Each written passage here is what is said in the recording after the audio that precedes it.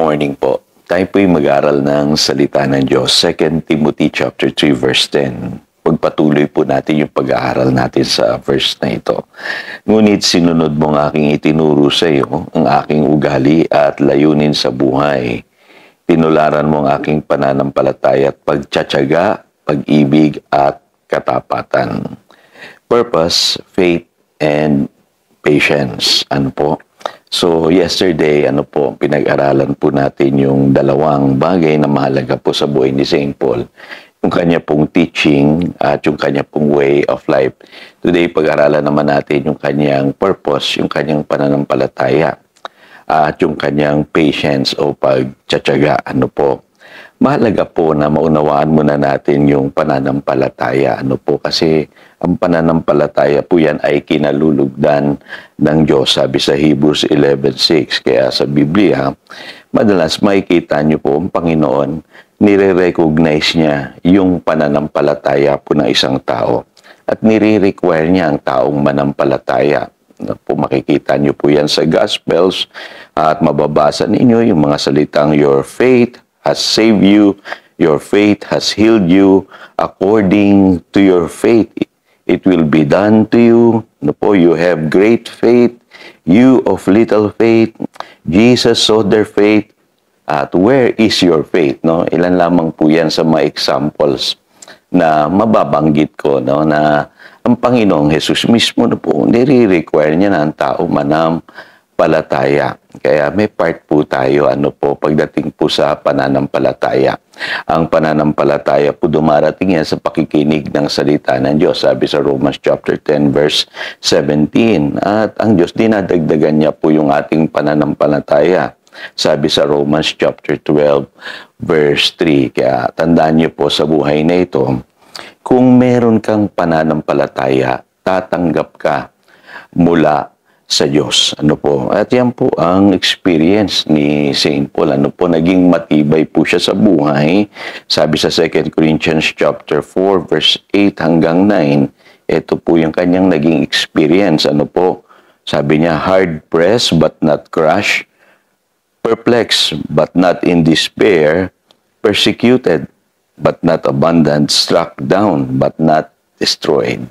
So, hindi po naging madali ang buhay para kay St. Paul. Pero mapapansin niyo po, lagi siyang nagtatagumpay. Kasi alam niya po yung prinsipyo ng pananampalataya na sinasabi po sa 2 Corinthians chapter 4, verse 13. It is written, I believe, therefore I have spoken with that same spirit of faith. We also believe and therefore speak. Kita po ninyo. Kaya si St. Paul minsan na-shipwreck po siya, Makikita ninyo dun sa Acts chapter 27 verse 25. In-apply niya yung kanyang pananampalataya sa Diyos.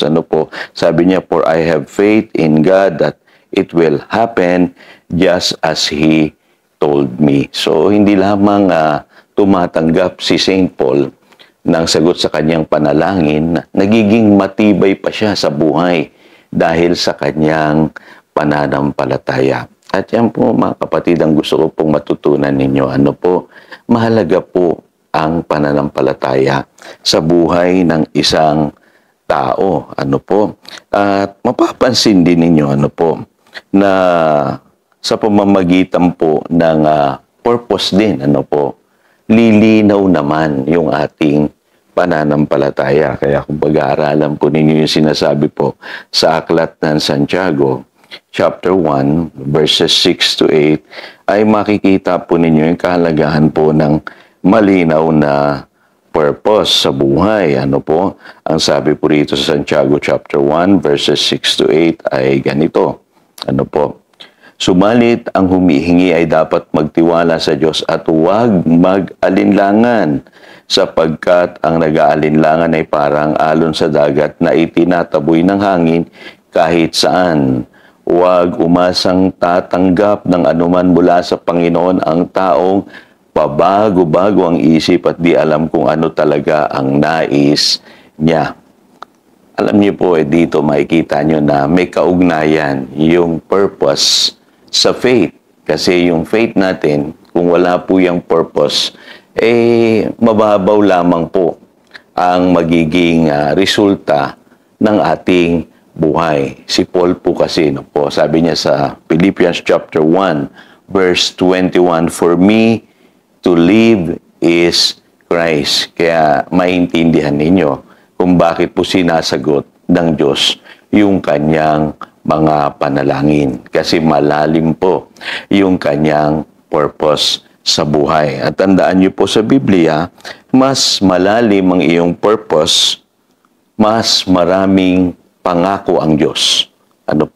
Na pwede mong angkinin sa iyong buhay. Kaya mapapansin niyo po yung mga tao po na namumuhay para sa Diyos. Pinapagamit nila yung kanilang buhay para sa Diyos.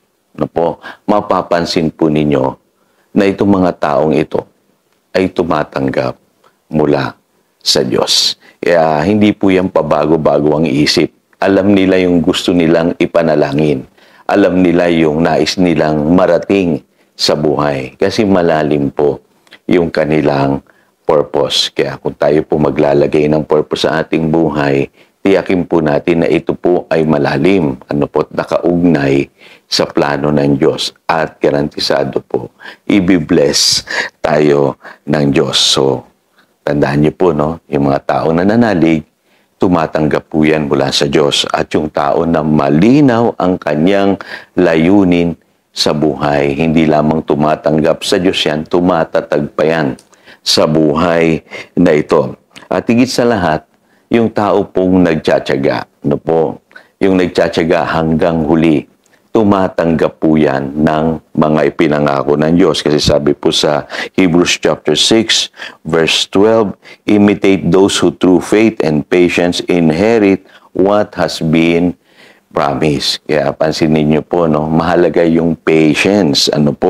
Kasi ang isang tao na matyaga, nananatili sa Diyos, kahit anong nangyayari sa kanyang buhay, ay nakakakita ng magandang resulta sa kanyang buhay. Yung John 15:7 and 8, ang sabi po dyan, "If you remain in me and my words remain in you, ask whatever you wish, and it will be given you.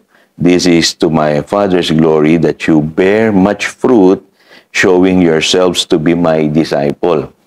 Bakit po mahalaga itong verse na ito? Kasi dito po natin may papakita yung ating totoong pagtsatsaga kung nananatili po tayo sa salita ng Diyos. Tandaan niyo po, sa Biblia, hindi ka tatawaging matyaga kung hindi ka nananatili sa salita ng Diyos o sa mga pangako ng Diyos. At ang pangako ng Biblia, kung ikaw ay mananalangin, natanggap ka, maluluwalhati ang Ama sa pamamagitan ng iyong buhay at ikaw ay mamumunga. I believe ito po yung dahilan kung bakit po si St. Paul ay pwede nating tularan kasi malinaw sa kanya yung purpose niya sa buhay. Kaya pag nanalangin siya, may pananampalataya, tumatanggap siya. At higit sa lahat, dahil meron po siyang taglay-taglay na patience sa buhay. Sa bandang huli, tatanggap at tatanggap yung taong nananalig at nagtsatsaga.